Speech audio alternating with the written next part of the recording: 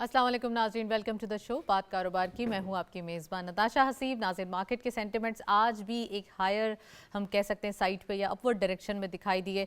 90,864 points आज का दिन मार्केट का क्लोजर रहा, यानी कि 668 पॉइंट्स का इजाफा।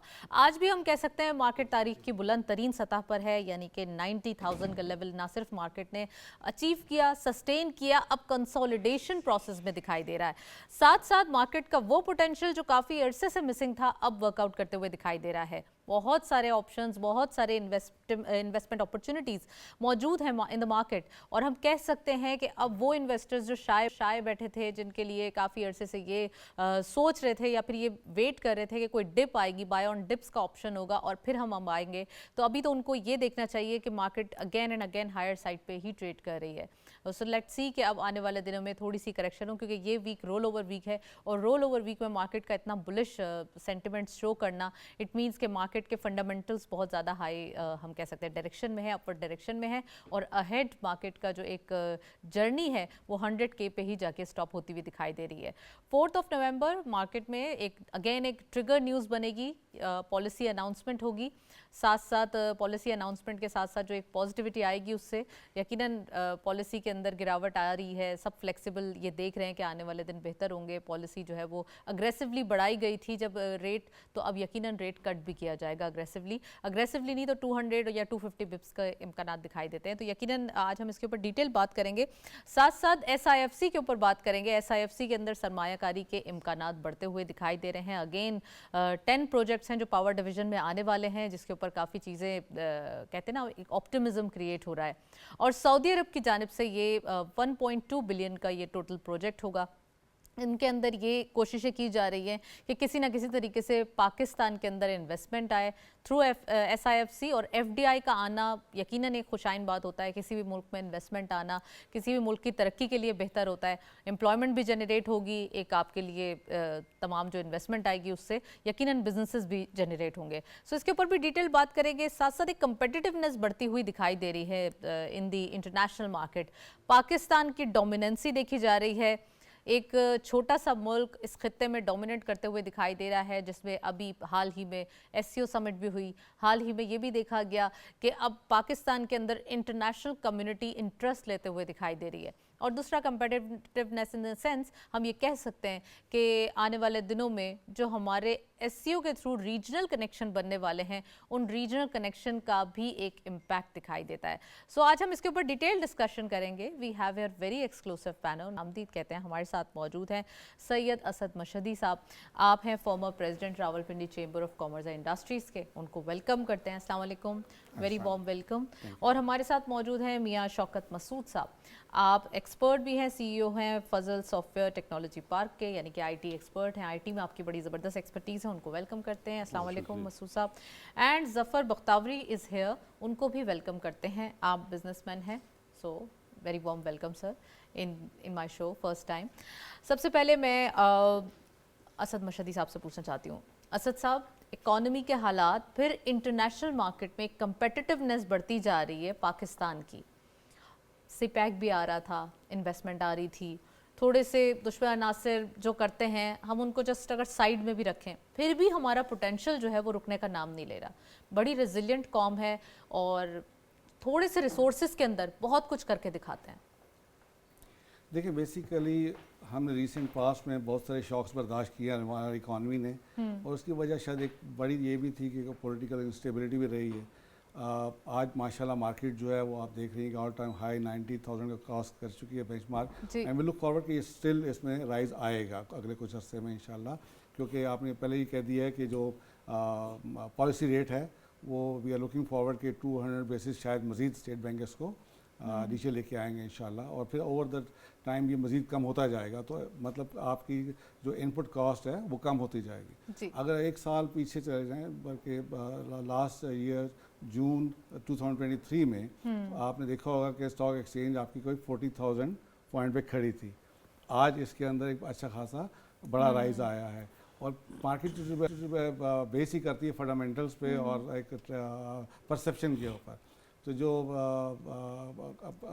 सऊदी डेलीगेशन होके गया है, आपकी कॉन्फ्रेंस एक बहुत बड़ी हुई है रिसेंटली, सो ये आपके अगले आने वाले अरसे में प्राइम से आज सऊदी अरब चले गए इन्वेस्टमेंट अच्छा, कॉन्फ्रेंस में। सऊदी डेलीगेशन के हवाले से एक न्यूज़ देना ज़रूरी है। In the month of December ये अगेन मुतवक्के है कि दोबारा एक सऊदी डेलीगेशन आएगा और जो इन्वेस्टमेंट आ रही है उसके मुताबिक वो चीज़ों को सेट करेगा, अलाइन करेगा। So this is the news और प्राइम मिनिस्टर साहब भी मौजूद हैं, तो ये बड़ा खुशाइन बात है। सऊदी अरब के साथ हमेशा हमारे बड़े दरीना ताल्लुकात रहे हैं और उन्होंने हमेशा हमारी मदद भी की है।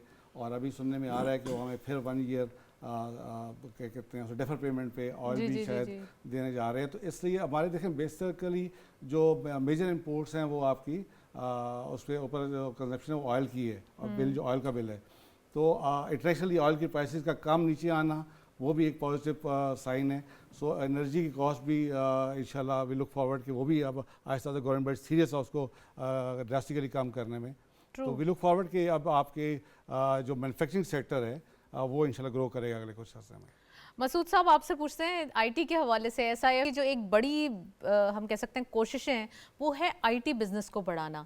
अगस्त सितंबर हमने ये देखा कि 42% से अबव आईटी सेक्टर के अंदर पोटेंशियल देखा गया और अभी तो फिस्कल ईयर स्टार्ट हुआ है। तो क्या लगता है आईटी सेक्टर का भी, और दूसरा जो सऊदी अरब से हमारे ताल्लुकात हैं तो वो किस किस सेक्टर में ज़्यादा दिलचस्पी ले रहे हैं? क्योंकि कहा यह जा रहा है कि this is not only a sector, ये तो एक बंच ऑफ सेक्टर्स होगा जिसमें एजुकेशन, एग्रीकल्चर, आईटी और तमाम और भी सेक्टर्स मौजूद होंगे। डेफिनेटली, बहुत शुक्रिया। सबसे पहले तो आपने यहाँ इनवाइट किया। IT is the future of the world. पूरी दुनिया इस वक्त आईटी की तरफ देख रही है और पाकिस्तान को एक गोल्डन अपॉर्चुनिटी मिली जब पाकिस्तान की जो रुपये की डेप्रिसिएशन हुई, तो उससे हम कम्पिटिटिव हो गए नेबरिंग कंट्रीज़ के मुकाबले में, जिसकी वजह से जो ऑर्डर्स थे वो बड़ी तादाद में पाकिस्तान आने शुरू हो गए और उससे आईटी सेक्टर की डेवलपमेंट बहुत अच्छी हुई। और अब मैं समझता हूँ कि जो हमारे आईटी के अंदर जो एक्सपोर्ट्स हैं वो टेक्सटाइल के मुकाबले में बढ़ रही हैं और बहुत जल्द हम उम्मीद कर रहे हैं कि हम शायद other than the textile export से एक आईटी सेक्टर एक ऐसा है जो शायद उस फिगर्स में उससे आगे भी निकल जाए। इंशाल्लाह उस पर काफ़ी काम हो रहा है और हम आप देखते हैं अभी आए दिन वीडियोज़ आ रही हैं, चीज़ें आ रही हैं। आर्टिफिशियल इंटेलिजेंस का रोल बहुत तेज़ी से बढ़ रहा है और जितनी इस पे हम नो हाउ रखेंगे, इस पे जितनी हम एजुकेशन अपने बच्चों को देंगे, आने वाला वक्त हमें इसमें और ज़्यादा आगे बढ़ाएगा। अब आते हैं जहाँ तक सऊदी अरब की, आपको मालूम है जैसे जो डेलीगेशन आया था उसमें जो कॉन्ट्रैक्ट्स हुए थे उसमें काफ़ी सारे एमओयूज़ जो साइन हुए उसमें कुछ आईटी से रिलेटेड भी हुए हैं और मैं समझता हूँ कि उसमें आने वाले वक्त में इसमें बहुत ज़्यादा इम्प्रूवमेंट आएगी। और सऊदी चूँकि अभी हमारे प्राइम मिनिस्टर इस वक्त सऊदी अरब में हैं और वो मूट अटेंड कर रहे हैं बिज़नेस का, तो मैं समझता हूँ कि इसमें मज़ीद इसमें पेशरफ्त होगी। और इस चूँकि SIFC का जो एक मेन रोल जो है उसमें आईटी भी है और वो चाहते हैं कि इसको डेवलप करें और इसमें ख़ास तौर पे एयरफोर्स ने बहुत इसमें बड़ा कदम उठाया है और उन्होंने एक बहुत शानदार इस पे ये बनाए हैं, इंस्टीट्यूट्स बनाए हैं, चीज़ें बनाई हैं जो आने वाले वक्त में मैं समझता हूँ कि हमारे आने वाले जो बच्चे हैं जो एयरफोर्स से रिलेटेड होंगे ख़ास तौर पे, वो इससे बहुत सीखेंगे। तो आई कैन सी कि IT has a bright future in Pakistan. Right, IT के अंदर बड़ा पोटेंशियल है, ये सभी जानते हैं और यकीनन ये पोटेंशियल भी पाकिस्तान की कौम के लिए फ़ायदेमंद साबित होगा क्योंकि तमाम जो यंगस्टर्स हैं they are keeping their eye on IT sector. Zafar Bakhtawari साहब से पूछते हैं। ज़फ़र बख्तावरी साहब, आपकी एक बिज़नेस एक्सपर्टीज़ है, क्या लगता है बिजनेसेस के हालात, ख़ासकर हम अगर इन अ सेंस देखें कि 2 साल पहले हमारे लिए बड़ा मुश्किल वक्त था, बहुत ज़्यादा मुश्किलात थी, फ्लड भी आ गया था, संभलने का टाइम नहीं था और संभल पा भी नहीं रहे थे।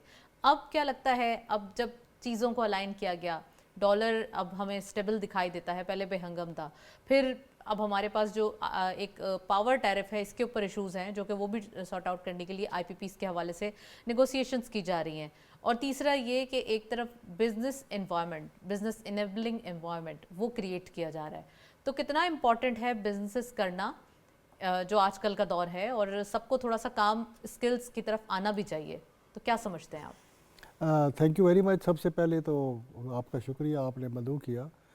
देखिए, पहली बात तो यह है जो आपने बात की है कि हमारे मुल्क के अंदर पिछले 2 साल के अंदर एक चेंज आ रही है और वो बहुत पॉजिटिव चेंज है और इकोनॉमिकली जिस तरह से इन्फ्लेशन रेट डाउन हो रहा है, इसी तरह से महंगाई के साथ साथ डॉलर जो है वो स्टेबल है और हमारी एक्सपोर्ट जो है वो भी बतदरीज बढ़ रही है, रेवेन्यू जो है वो भी इंक्रीज़ कर रहा है।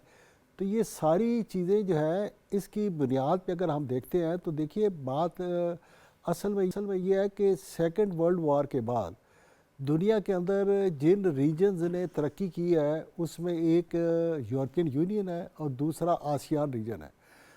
और इन लोगों ने, इन मुल्कों ने एक ब्लॉक के अंदर रह के अपनी रीजनल ट्रेड को प्रमोट किया और उसके बाद उस पूरे रीजन के अंदर खुशहाली का जो है ना वो सिलसिला आगे बढ़ा है।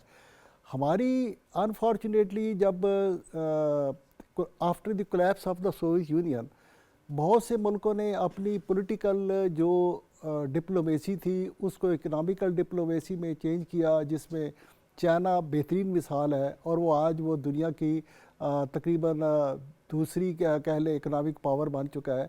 लेकिन हम अभी तक उसी जो पॉलिटिकल डिप्लोमेसी के अंदर मौजूद है और रीजन के अंदर जो हमारी ट्रेड है उसको भी हम प्रमोट नहीं कर रहे थे। अभी मैं 2 दिन पहले कोयटा में पूरी बिज़नेस कम्युनिटी के साथ हमारी मुलाकातें हुई हैं, वहाँ से मुलाकातें करके आए हैं और वहाँ की बिज़नेस कम्युनिटी जो है वो काफ़ी शिकायत कर रही है कि वहाँ की जो इन्वायरमेंट है वो कंड्यूसिव नहीं है ट्रेड के लिए, बिज़नेस के लिए, कारोबार के लिए। तो इसी तरह से जो इस वक्त ओवरऑल सिचुएशन है, जैसे कि आपने बताया कि स्टॉक एक्सचेंज पाकिस्तान की तारीख में इतना हाई नहीं गया जितना आज है, तो चीज़ें राइट डायरेक्शन में मूव कर रही हैं और बड़े बेहतर तरीके से हर चीज़ आगे बढ़ रही है।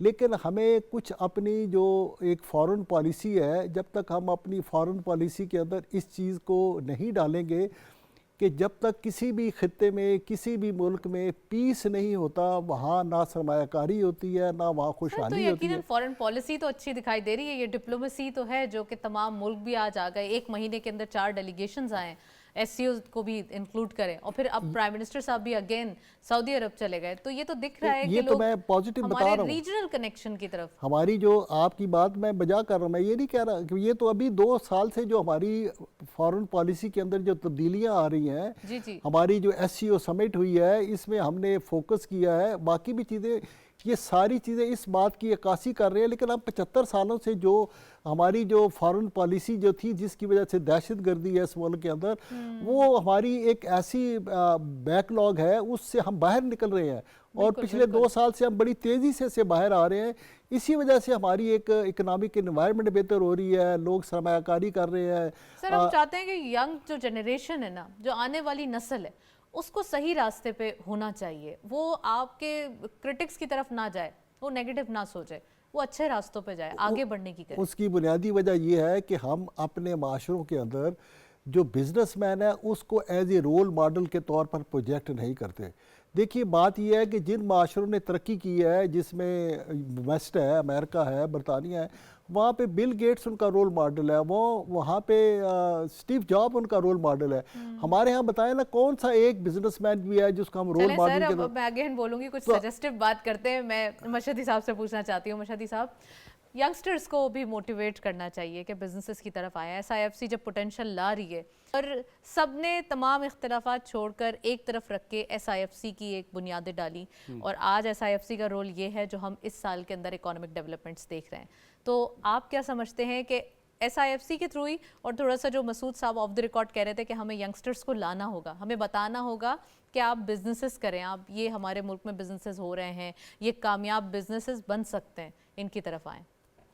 देखिए पाकिस्तान के जो फैक्चुअल पोजीशन वो ये कि एक बहुत बड़ी तादाद है हमारी यंग पॉपुलेशन की और उनको डायरेक्शन की ज़रूरत है डेफिनेटली। और जो हमारे जो एजुकेशन सिस्टम है उसके अंदर बेहतर ऐसे करना पड़ेगा कि लोग अपना कारोबार कर सकें, अपना सरमाया लगा सकें और अपना कारोबार, एक कंडीसिव एनवायरनमेंट तो चाहिए हमें। अब हमारा थोड़ा सा प्रॉब्लम रहा है कि ब्यूरोक्रेटिक अप्रोच जो है ना वो बहुत इतनी प्रोएक्टिविज्म को खत्म कर प्रोएक्टिव दिया ना नहीं रही। एसआईएफसी बट लगा के। एसआईएफसी का जो प्लेटफॉर्म है ये बहुत सारी चीज़ों को बाईपास करके अल्टीमेटली एक राह मुतय्यन कर रहा है कि यस फॉरेन इन्वेस्टर भी आए और लोकल इन्वेस्टर भी जो आए। ईयर्स में होते थे खाम, वो मंथ्स और डेज में होने हमारा एक लगे। प्रॉब्लम ज़रूर रहा है कि समहाउ एफबीआर वो कैपेसिटी भी नहीं रखता था और लोगों के उस तरह से एजुकेट भी नहीं थे कि जी जो जब कारोबार आपका जैसे ही ग्रो करेगा तो आपको टैक्स नेट में आना है।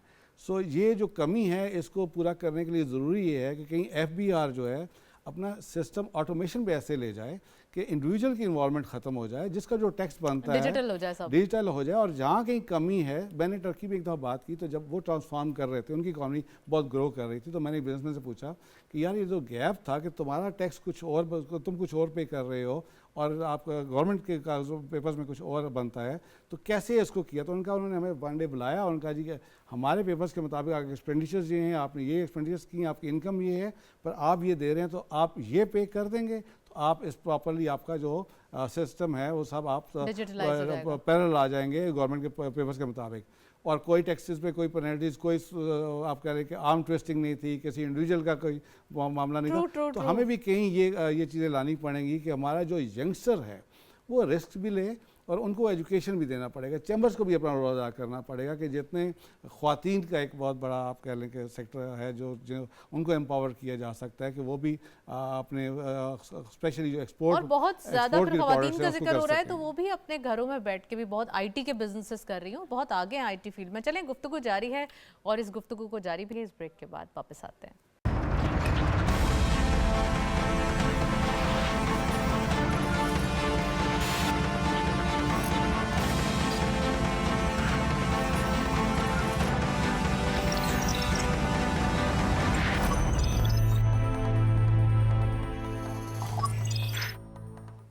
वेलकम बैक नाज़रीन, गुफ्तगू जारी है और यकीनन ब्रेक से पहले बड़ी दिलचस्प हम बात कर रहे थे। मैं मशहदी साहब से ही पूछना चाहूँगी सर, थोड़ा सा ये भी हम देखते हैं कि ये जो रुझान है ना, यानी कि बिजनेसेस की तरफ, वो भी बहुत ज़्यादा मुश्किल दिखाई देता है। लोग सोचते हैं कि ईजी गोइंग है, ईजी गो लकी, जॉब करते हैं। मैं यंगस्टर्स की बात कर रही हूँ कि जॉब सीकर बनना, तो अभी जो हम बात कर रहे थे मैं उसी से कनेक्ट करना चाहती हूँ।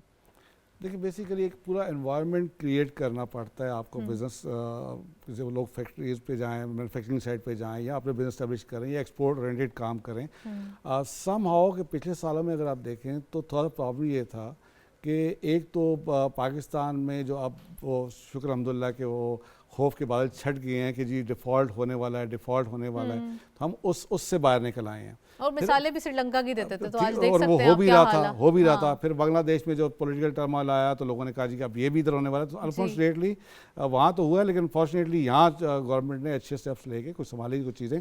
अब ये देखें कि डॉलर का जो रेट डिस्पैरिटी पाक रुपीज़ के साथ वो बहुत रैपिडली बहुत बड़ी चेंजेस आई। तो लोगों ने अपनी जो कॉस्ट है वो $300+ पे उसको वैल्यूएट करना शुरू कर दिया और ये भी समझ नहीं आता था क्या कर। फिर दूसरा प्रॉब्लम ये भी था कि एक वक्त था कि आप इंपोर्ट नहीं कर पाते, पाकिस्तान में काफ़ी उसमें प्रॉब्लम्स आ रही थी इंपोर्ट के ऊपर।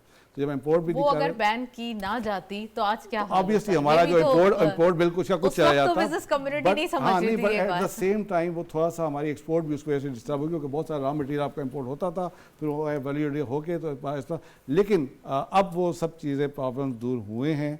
अब अब वो जैसे बात कर रहे थे मसूद साहब थे, IT sector is potential area जहाँ हमारी एक यंगस्टर जो हैं वो इसमें वैल्यू एडिशन करके, बट हमें कहीं एग्रीकल्चर सेक्टर भी तो गेम चेंजर साबित हुआ है। देखिए ISFC के जरिए एक एग्रीकल्चर IT सेक्टर इनको तो स्पेशली हाईलाइट करके इन पे काम किया जा रहा है कि यहाँ पे हम क्या कुछ कर सकते हैं।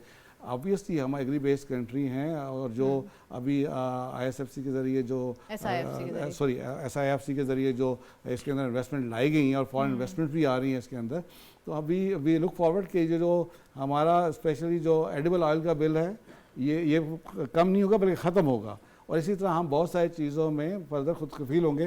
राइस की एक्सपोर्ट के अंदर एक अच्छा बूम आया है और इंटरनेशनल मार्केट में पाकिस्तान के वैसे भी राइस, फ्रूट्स के अंदर बहुत काम कर सकते हैं, कोल्ड स्टोरेज के अंदर काम कर सकते हैं।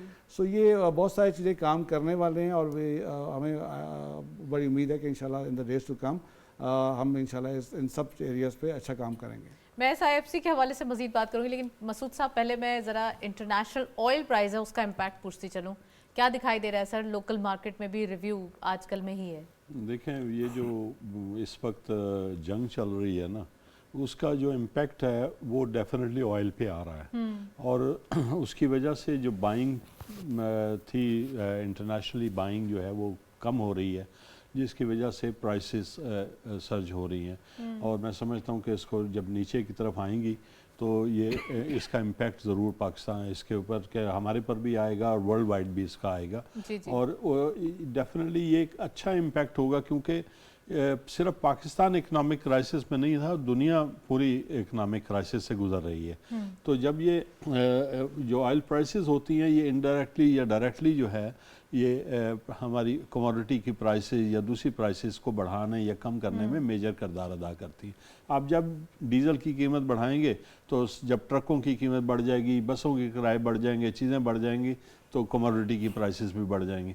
जब कम करेंगे तो प्राइसेस भी कम होती हैं। अभी क्या इम्कान लगता है? अब तो कमी की तरफ है ना। देखें एक चीज़ जो SIFC के हवाले से मैं बात करूँगा, जो आज खबर चल रही थी कि उसमें जो 10 उन्होंने शोबों के बारे में गुफ्तगू की है और उसी सिलसिले में पावर जनरेशन के हवाले से और हम इससे पहले भी एक दफ़ा बात कर चुके हैं कि बिजली जो थी ना वो रॉ मटेरियल बन गई थी हमारी बहुत सारी इंडस्ट्री की, जो कि ऐसा नहीं होना चाहिए, वर्ल्ड वाइड दुनिया में ऐसा नहीं होता। और अब एक चीज़ जो हम देख रहे थे कि बिजली हमारे पास वाफर है लेकिन हम उसको डिस्ट्रीब्यूट नहीं कर पा रहे। तो मैं समझता हूँ कि इस पे जो काम होने जा रहा है वो डिस्ट्रीब्यूशन की तरफ, पाइपलाइन की जो उसमें जो इजाफा, बिजली की लाइनों में उसकी इजाफा या चीज़ों में, इस पे ज़्यादा काम हो रहा है। सऊदी गवर्नमेंट के साथ जो उनकी बातचीत चल रही है और उस पे जो MOUs हुए हैं वो इस पे मेजर किरदार अदा करेंगे। डेफिनेटली एग्रीकल्चर सेक्टर का भी बात हो रही थी, एग्रीकल्चर सेक्टर भी हमारा डेवलप हो रहा है इसी अंडर दी SIFC प्लान में और इसके बहुत सारे MOUs साइन हुए हैं विद बहुत सारे, इसमें आर्मी के बहुत सारा इसमें रोल शामिल है जो इसमें आ रहे हैं।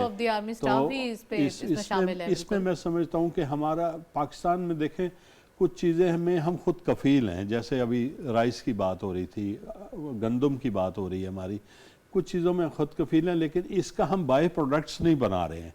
अगर हम बाय प्रोडक्ट्स की तरफ तवज्जो दें तो हम अदर देन जो हमारी है, जैसे एक सिर्फ चावल की बजाय अगर चावल की बाय प्रोडक्ट्स बनाएं, चावल पे तो सर काम बहुत हो रहा है, राइस पे तो काफी वैल्यू एडिशन हो रहा है, तो उसमें वैल्यू एडिशंस की तरफ हमें ज़्यादा से ज़्यादा जाना चाहिए।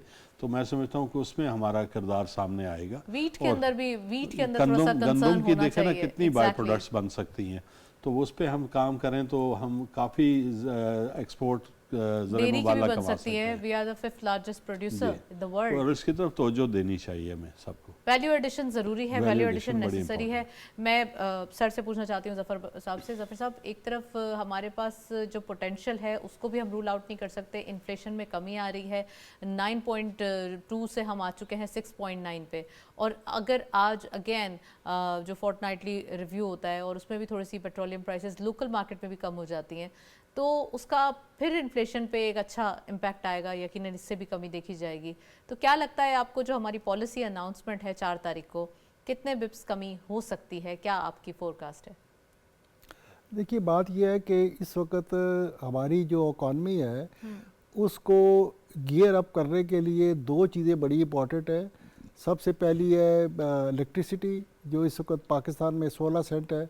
हमारी ख्वाहिश है और कोशिश भी है, पहली दफ़ा बिजनेस कम्युनिटी खुद बाहर निकली है और हमने IPP के हवाले से आवाज़ बुलंद की है और हमें पूरी तवक्को है कि मौजूदा हुकूमत जो है वो इस इशू को एड्रेस करने जा रही है और जो इलेक्ट्रिसिटी है ये 9 सेंट पर आएगी तभी हमारी एक्सपोर्ट बढ़ेगा। दूसरा जो पॉलिसी रेट है वो 22 से 17 पे आ चुका है और हमें पूरी उम्मीद है कि नवंबर के महीने में जो आप जैसे आप कह रहे हैं ये 12-13 पे आएगा और जून तक ये 9% पे आ जाएगा। और मैं समझता हूँ कि जब ये 2 चीज़ें मौजूदा हुकूमत अगर इस तक करने में कामयाब हो जाती है, 9 सेंट से के तकरीबन उस पर बिजली और जो मार्कअप है रेट है वो 9% पे आ जाता है, तो मैं समझता हूँ कि फिर हम बड़ी तेज़ी के साथ अपनी एक्सपोर्ट जो है जिस वक्त हमारी 25, 26, 27 के इर्द गिर्द घूम रही है पिछले 10-15 सालों से, इसको हमें इमीडिएटली जो है आइंदा 3-4 सालों में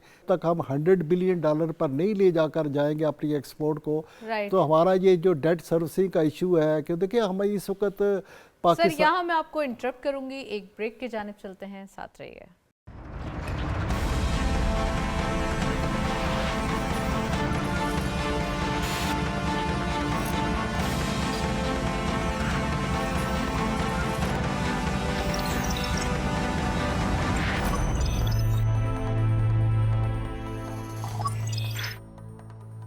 वेलकम बैक नाजरीन। ब्रेक से पहले गुफ्तगू जारी थी, मशहदी साहब भी मौजूद हैं, मसूद साहब भी और ज़फ़र साहब भी। ज़फ़र साहब से ही बात हो रही थी। ज़फ़र साहब, बिजनेसेस की हम एक रिलैक्सेशन के हवाले से बात कर रहे थे, क्या चीज़ें हैं, कैसे कैसे कंड्यूसिव इन्वायरमेंट उनको फराहम किया जा सकता है?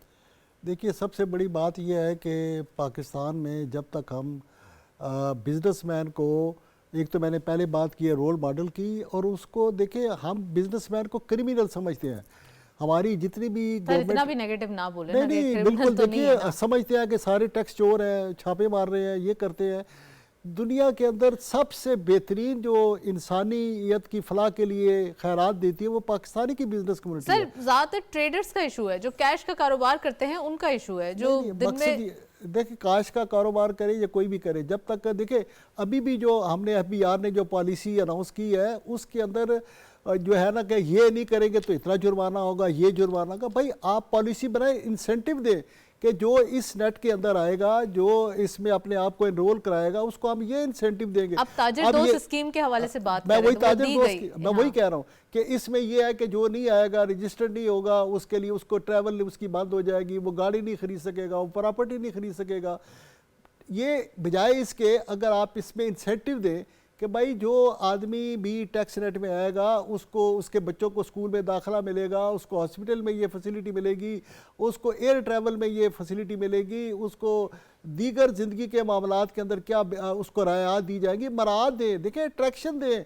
आप सैलरीड क्लास स्क्वीज हो रही है और अब हम कहते हैं फिर कैश के कारोबार वाले वो दे नहीं रहे, उन्होंने स्ट्रेट अवे मना कर दिया कि नहीं हम नहीं इसमें शामिल हो रहे या हम नहीं अपने आप को रजिस्टर करवा रहे।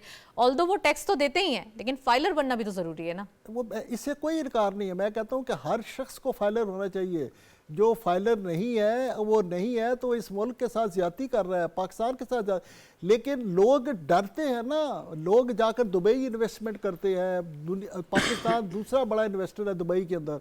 पाकिस्तान में क्यों नहीं लोग इन्वेस्ट करते? सिर्फ इस वजह से कि यहाँ का जो सिस्टम है इसके अंदर बिजनेसमैन को जो है ना वो बिजनेसमैन नहीं समझा जाता, उसके साथ जो सलूक किया सर जाता नहीं, है। इतना भी नहीं है सर, इतनी भी नेगेटिव ना जाए। मैं मशहदी साहब से पूछती हूँ, मशहदी साहब क्या बिजनेस कम्युनिटी को बिजनेस नहीं करने दी? ये तो बस थोड़ी सी एक नेगेटिव बात हो जाएगी। मैं चाहती हूँ आप एक प्योर परसेप्शन बताएं। एक कंड्यूसिव एनवायरनमेंट तो ऑब्वियसली चाहिए होगा, क्योंकि जो डिफ़िकल्ट टाइम पाकिस्तान में बिजनेस कम्युनिटी ने फेस किया है, अब टाइम आ गया है कि गवर्नमेंट के जो अच्छे जो स्टेप्स थे उसका पॉजिटिव इम्पैक्ट आना शुरू हो गया है। ठीक है, at the same time we understand, we believe कि जो आप IMF के साथ एग्रीमेंट करते हो, IMF आपको टारगेट देता है जी 40% आपने इंक्रीज लाना है और उसकी इम्प्लीमेंटेशन में कहीं तो उसका असर आना है। वट वी रिक्वायर कि जी कहीं आप ना एक ऐसा माहौल क्रिएट ना करेंगे लोग झिझकें, मतलब उनका झिझक हो कुछ काम करने के लिए, वो शाय ना हो। सो वो कहीं शायनेस ये ख़त्म करनी पड़ेगी। यस, अब जो गवर्नमेंट ने जो लॉज ले आए हैं जो उसके मुताबिक तो जिसने भी काम करना है, गाड़ी लेनी है, ट्रैवल करना है, उसको फाइलर तो बनना है। But at the same time मैं कहता हूँ कि अब आपने बना दिया लॉ, यस आपने चेक्स बना दिए, लेट द पीपल कम। ज़रा अब आपको किसी भी घर में किसी ख़ानदान में अफराद की वो हैबिट्स ना हो तो आपको उसको टाइम देते हैं, क्योंकि आपको घर का माहौल भी चलाना है। सो वी लुक फॉरवर्ड कि अब ये लोग खुद ब खुद टैक्स नेट में आते जाएंगे और गवर्नमेंट के पास रेवेन्यू बढ़ता जाएगा। कितना डिफरेंस इस बार देखा है आपने? Huge difference. जो टैक्स फाइलर्स हैं, गवर्नमेंट ने अगेन 30 अक्टूबर तक कहा हुआ है कि who ever will submit the return उसको आप लेट फाइल नहीं कहेंगे। तो चलें 30 अक्टूबर तक वी बिलीव कि यस पिछले साल से डबल तो उससे ज्यादा ही आपके पास जो फाइलर्स हैं। और अब तो एग्रीकल्चर सेक्टर भी टैक्स नेट में आ रहा है, जनवरी से रेवेन्यू भी आएगा। बट अगेन कहीं ये वो एक ऐसा एनवायरनमेंट नहीं क्रिएट कर देना कि चीजें रुकना शुरू हो जाए। रिजिड नहीं करें आप, Rigid सिर्फ नहीं फ्लेक्सिबल करें। करें। आप तो सर flexible क्या रखें। करें जब वो देंगे ही नहीं टैक्स, तो नहीं कैसे होगा, लें? ये डेफिनेटली अब जब नहीं, जब- आप एनवायरनमेंट जब क्रिएट नहीं कर रहे, नेगेटिव नहीं जा रहे आप। ये जो इंडिविजुअल की कह रहे हैं ना मुदाखलत है, इसको बंद करें। जी, जी, जो बिल्कुल। ह्यूमन इन्वॉल्वमेंट में, इसको बंद करें और डिजिटल वे में जाएं। तो रिफॉर्म्स तो हम देख रहे हैं, एफबीआर के अंदर रीस्ट्रक्चरिंग तो हो रही है। बस पॉजिटिविटी का जो है ना वो एक आंसर सामने रहना चाहिए, नेगेटिविटी खत्म होना चाहिए, क्योंकि हमने बहुत सफ़र कर लिया। अब पाकिस्तान को ना आपने अगर इस अब सारे business माहौल से community चाहती है कि निकालना उनको है, returns मिले तो अच्छे से। पाकिस्तान की बिजनेस कम्युनिटी देखें ना, अभी अगर जो 90,000 का जो थ्रेशोल्ड आपने अचीव किया है अपना Stock market में। मार्केट इंडेक्स में, अगर इसको सस्टेन करना है तो फिर आपको सब सेक्टर, अभी तो बैंकिंग सेक्टर है ना आपका, सीमेंट सेक्टर है, तो ऑटोमोबाइल सेक्टर और टेक्सटाइल सेक्टर तो नीचे बैठा हुआ है, तो कहीं से आपको ऑटो सेक्टर चलेगा जब अभी आपके इंटरेस्ट हाँ, रेट पर इतने ऑटो हाई वेंडर साइड पे इंडस्ट्री होते को हैं स्ट्रॉन्ग तो करना है आपने, तो सब ये आपको डिफरेंट सेक्टर्स को ना ग्रोथ के लिए एक फ्री हैंड देना पड़ेगा। यस, गवर्नमेंट अपने वो जो लॉज इम्प्लीमेंटेशन है, टैक्स की कलेक्शन है, उसमें अंदर ऑटोमेशन ला के एग्जैक्टली, करते लेकिन जाए। टैक्स के लिए भी जी, गवर्नमेंट जी, अपनी रिट तो कायम करेगी ना, वो Obviously, तो टैक्स तो obvious, लेंगे ना। ऐसा तो obvious। नहीं कि आप और हम टैक्स दे रहे हैं और बाकी टैक्स 10 लोग देने से बच इनकार जाएं। कोई नहीं है, बट यस उसके लिए आपको वो जो सिस्टम है उसको इतना स्मूथ सेलिंग बनाना पड़ेगा Right, कि right, लोग right। खुशी के साथ टैक्स जिसका जो टैक्स बनता है वो देता जाए। चलें अब ये गुफ्तगू टैक्स की तरफ ही चले गई है मसूद साहब, तो टैक्स के ऊपर ही बात कर लेते हैं। एग्रीकल्चर सेक्टर भी टैक्स नेट में आ गया, कुछ हमने कहते हैं ना कुछ हमने नहीं भी करना था तो वो आईएमएफ ने जबरन करवा दिया और एक प्रॉपर वे में हमने कर ही लिया। ताबरी साहब बात कर रहे थे ना, एक्चुअली वो नेगेटिविटी की नहीं थी बात, वो ये थी कि हमें अपनी कंड्यूसिव एनवायरनमेंट कैसे लेकिन सर हम चाहते हैं कि हमारे प्रोग्राम से प्योर मैसेज जाए, नेगेटिव ना जाए। ऐसी बात कर रहे हैं। देखिए गवर्नमेंट खुद अपने कुछ ऐसे रूल्स बनाती है, पहले ये फाइलर नॉन फाइलर का कानून लेकर आए और हम अक्सर उनकी मीटिंगों में जाके कहते हैं कि ये क्या non filer, what is non अब तो फाइलर। फाइनेंस मिनिस्टर साहब ने बोल दिया कि नॉन फाइलर होता क्या उन्होंने है। कहा नॉन फाइलर खत्म जी सारा हाँ। बात। लेकिन देखिए इन्होंने खुद कानून के अंदर एक एग्जेम्प्ट लिमिट लिखी हुई है कि फलां तक एग्जाम लिमिट है, वो बंदा जो इतनी पैसे कमाता है वो फाइल नहीं कर सकता। दूसरी तरफ वो कानून बना देते हैं कि जी अगर वो फाइलर नहीं होगा तो उसका फ़ोन बंद कर देंगे चीज़ें। अब बात ये है आजकल तो हर बंदे मेरा जो मुलाजम है उन किसी के पास 2-2 3-3 टेलीफोन है, उन्हें हर डिफरेंट रखे हुए, वो अब और वो कोई फाइलर तो है नहीं, तो अगर कल को उनके वो आप फ़ोन बंद कर देंगे तो वो कैसे? उनके नहीं, वो तो ऐसे बिग गन्स के बंद करेंगे जिसमें वो एक वो है कि टैक्स जिन्होंने फाइल करना है। हम जब बात करते थे ना, जैसे मैंने एक मिसाल दी थी अपनी एक मीटिंग के अंदर कि मेरा बच्चा बाहर पढ़ने गया और वो स्टूडेंट जॉब करता था, तो उसको जो पैसे देते थे वो टैक्स काट के देते थे। True। और उसको कहा था कि तुमने अप्रैल में अमेरिका में हर अप्रैल में टैक्स फाइल होती थी, तो वो उसको कहते थे अप्रैल में जब तुम टैक्स रिटर्न करोगे जमा तो तुम्हारे ये जो पैसे कटे हैं तुम्हारे अकाउंट में वापस आ जाएंगे। बिल्कुल। तो इसका मतलब ये कि वहाँ हर शख्स फाइलर था। नहीं तो आप ऑटोमेटिक फाइलर बन जाते हैं ना। हम यहाँ पे एग्जाम्पशन दें लिमिट की, लेकिन हम उसे कहेंगे तुम टैक्स रिटर्न फाइल करो पहले, अपनी वो करो और जो अपनी शो करो कि तुम्हारी इनकम बिलो इनकम है। सर अगर कोई शॉप है जिसमें डेली कैश का काम चल रहा है, उससे कैसे टैक्स लिया जाए? सर देखिए उसके लिए वहाँ दुनिया में बार कोड सिस्टम्स हैं, वो बार कोड के बगैर के बगैर कभी कोई चीज़ नहीं बिकती। अभी बख्तावरी साहब के माशाल्लाह बिजनेसेस हैं, आप वहाँ जाके कोई चीज़ खरीदें हर चीज़ पे बार कोड लगा हुआ है। इंक्लूड नहीं कर रही, यकीनन वो इस चीज़ को फॉलो कर रहे होंगे, लेकिन कुछ छोटे ताजिर हजरात वो कराने की दुकान वो नहीं फॉलो कर रहे। सर जब मैं जो चीज़ मैन्युफैक्चर करता हूँ मैं दुकानदार को बेचूंगा या आप उसको बेचने के लिए, तो मेरे पे पाबंदी होनी चाहिए कि मैंने बार कोड के साथ बेचना है, और वो जब बार कोड के साथ बिकेगा तो वो जब आगे दुकानदार है उसको भी बार कोड के जरिए उसको बेचना होगा। ये सिस्टम हमें पूरे लागू करना है, इसीलिए आईटी ज़रूरी है कि आईटी का हम चीज़ें सीखें, वो सिस्टम्स लाएं और वो बार कोड। मैं गारमेंट्स बनाता था यहाँ पे, तो जब मैं गारमेंट्स अमेरिका भेजता था तो वो तो एक्सपोर्ट है ना सर, उसमें तो वो तो सिस्टमैटिक वे में जाएगी। उसमें बारकोड यहाँ से लगा के भेजते थे हम लोग। राइट। मैं चले जफर साहब से पूछती हूँ। जफर साहब, एक तरफ हमारे बिजनेसेस और ये भी आप इसको भी यकीनन कुछ ना कुछ ऐड ऑन तो करना ही चाहेंगे, दूसरा प्राइम मिनिस्टर साहब का सऊदी अरब का ये छोटा सा विजिट है, अब कतर भी जा रहे हैं, वो कैसा लगता है? वो इन्वेस्टमेंट अपॉर्चुनिटीज़ जिनके लिए काफ़ी अरसे से हमने सफ़र किया है, अब फाइनली हमारे डोर स्टेप पे है? देखिए मौजूदा हुकूमत ने ख़ास तौर पर पिछले 2 सालों के अंदर चाइना, सऊदी अरेबिया, कतर और यूएई के साथ अपनी जो इनकी एक रिलेशनशिप थी उसको बहुत इम्प्रूव किया है। और हमने पिछले कई सालों से अपनी रिलेशनशिप जो थी गुज़श्ता अदवार में ये हमारे बहुत ही करीबी दोस्त ममालिक हैं, चाइना, यूएई, सऊदी अरेबिया, इनके साथ हमने अपनी रिलेशनशिप को और ख़ास तौर पर कतर को भी इसमें हमने बहुत ज़्यादा ख़राब कर ली थी।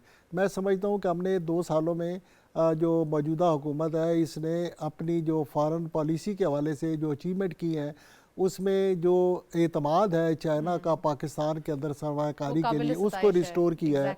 सऊदी अरब जो है उसका एतमाद जो है उसको रिस्टोर किया है। कतर जो है वो बड़ा डिसअपॉइंट था, यूएई ये भी डिसअपॉइंट थे, पाकिस्तान के हवाले से झिझक रहे थे, लेकिन अब हमने कॉन्फिडेंस उनको दिया और ख़ास तौर पर इसमें SIFC का बहुत बड़ा रोल है।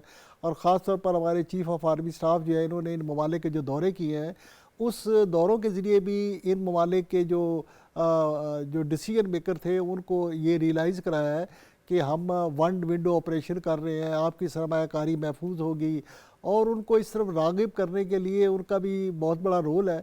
और मैं समझता हूँ कि आने वाले दिनों में ये हमारे तमाम दोस्त मुल्क जो है वो दुनिया में हर जगह सरमायाकारी कर रहे हैं, इवन हमारे नेबरिंग कंट्रीज़ में सरमायाकारी कर रहे हैं, और इवन चाइना जो है वो भी हमारे नेबरिंग कंट्रीज़ के अंदर हमसे ज़्यादा सरमायाकारी कर रहा है। लेकिन डिसअपॉइंटमेंट जो थी वो हमसे जो उनकी थी, मैं समझता हूँ कि हम उसको ख़त्म करने में कामयाब हो चुके हैं। और आइंदा जो आने वाले 3, 4, 5 साल हैं इसके अंदर पाकिस्तान जो है ये एक हब बनने जा रहा है सरमायाकारी का, बिजनेस का। और इसके नतीजे में पाकिस्तान जो है अभी अगर इस वक्त 40वें नंबर से नीचे गिर चुका है, तो ये आइंदा 3-4 सालों के अंदर ये 20 इकनॉमिकली 20s की जो है ना G20 में आ जाएगा इंशाल्लाह। तो ये चीज़ें बड़ी राइट डायरेक्शन में जा रही हैं। हाँ। तो इंशाल्लाह ताला पाकिस्तान का मुस्तकबिल महफूज है। मैं आज की इस आपके तवज्जुह से जो नौजवान नस्ल है जो पाकिस्तान में अपना मुस्तकबिल नहीं देख रहे उनको भी ये पैगाम देना चाहता हूँ कि पाकिस्तान जैसा मुल्क दुनिया में कोई मुल्क नहीं है। यहाँ की आबो हवा, यहाँ का सीज़न, यहाँ की इन्वायरमेंट, यहाँ के फ्रूट, फिर अपना मुल्क अपना मुल्क है, और यहाँ पे तरक्की के लामहदूद इम्कानात हैं। और दूसरी बाहर की दुनिया में आप हमेशा दूसरे तीसरे दर्जे के शहरी होते हैं, और ये पाकिस्तान टर्न अराउंड होने जा रहा है, और इसकी मईशत भी और इसकी मामलात, ज़िंदगी जो है, समाज जो है, उसके अंदर भी तब्दीलियाँ आ रही हैं। और इंशाअल्लाह ताला मुझे तो बड़ी उम्मीद है कि आइंदा 2-3 सालों के अंदर पाकिस्तान की इकॉनमी टर्न अराउंड होने जा रही है। वेल आपने बहुत बेहतर हम कह सकते हैं एक बेहतरीन एनालिसिस किया। मैं असद साहब से पूछना चाहूँगी, असद मशहदी साहब, एक तरफ हमारे पास जो टैक्स के हवाले से भी सर ने ऐड ऑन नहीं किया, बल्कि वो मैं पूछना ही चाहती थी, लेकिन टैक्सेस के हवाले से ये इश्यूज़ हैं जो कि अब ये निटिगिटीज़ हैं, ये सॉर्ट आउट होना ये एक हम कह सकते हैं स्लोली ग्रेजुअली होगा। 77 साल के बाद एक टैक्स का निज़ाम आप समझते हैं कि उसको फौरी तौर पे हल कर दिया जाए, इट टेक्स टाइम। बट मैं चाहती हूँ कि आज के दिन की जो एक हमने प्रोग्राम किया है इसके कंक्लूजन की तरफ जाएं। थोड़ा सा आप ये विज़िट के हवाले से, प्राइम मिनिस्टर साहब के विज़िट, और दूसरा जो हमारे ऑनगोइंग इकोनॉमिक ट्रिगर्स हैं उनके बारे में बताएं। देखिए, टैक्स रिफॉर्म्स पे गवर्नमेंट्स काम करती आई हैं, बट हमने रिसेंटली देखा कि प्राइम मिनिस्टर बहुत सीरियस थे और उन्होंने ख़ुद मीटिंग्स चेयर की हैं कि जी हम किस तरह से ऑटोमेशन लेके आ सकते हैं और कैसे टैक्स रिफॉर्म लेके आ सकते हैं, FBR में क्या तब्दीलियाँ कर सकते हैं। सो अल्टीमेटली नज़र ये आ रहा है कि अगले कुछ अर्से में एक पूरा टैक्स सिस्टम डेवलप कर लिया जाएगा, और ये जो फियर फैक्टर्स हैं कि जी टैक्स नेट में आने के जो हैं ये ख़त्म हो जाएंगे। और वंस देखें बेसिकली प्रॉब्लम क्या आ रहा है, एक ये है कि हमें लॉ एंड ऑर्डर को बेहतर करना है, बिल्कुल बिल्कुल, जस्टिस सिस्टम को बेहतर करना है, एक कंड्यूसिव एनवायरनमेंट ओवरऑल देना है ताकि लोग इन्वेस्टमेंट्स कर सकें। अपने लोकल इन्वेस्टर भी आएगा, फॉरेन इन्वेस्टर भी आएगा। देखें चाइना से बहुत सारी इंडस्ट्री रिलोकेट होनी है, दिस हाई टाइम अगर हम लोगों को वो सब कुछ यहाँ प्रोवाइड कर देंगे तो वी लुक फॉरवर्ड के इंशाल्लाह। राइट, मसूद साहब मैं आपसे चाहूँगी टेक बस छोटा सा सर देखें CPEC जो है ना, इसको ऐसे नहीं गेम चेंजर कह रहे, ये वाकई गेम चेंजर है हमारे लिए। और इस पे बनने वाले जो हमारे बहुत सारे जो हमारे SEZs बनने जा रहे हैं, स्पेशल इकनॉमिक जोन्स जो बन रहे हैं, अगर वो सही मायनों में वर्किंग कंडीशंस में आ गए तो मैं आपको बताऊं कि ये जो बातें बख्तारी साहब ने की, मशहदी साहब कर रहे हैं, हम इसको बहुत आगे जाते देख रहे हैं। तो मैं समझता हूं कि हमारा जो न्यू जनरेशन है, मैं उसके लिए मैसेज देना चाहूँगा कि वो फौरी तौर पे अपनी एजुकेशन की तरफ तवज्जो करे, एजुकेशन की तरफ तवज्जो दे। सर बख्तावरी साहब, बस वन लाइन। सर देखिए, इस वक्त प्राइवेटाइजेशन जो है ना, इसके लिए हमें फौरी तौर पर इस पर हंगामी बुनियादों पे काम करना चाहिए। 1000 अरब रुपया जो है पाकिस्तान जैसा इकोनॉमिकली जो कमज़ोर मुल्क है वो अफोर्ड नहीं कर सकता।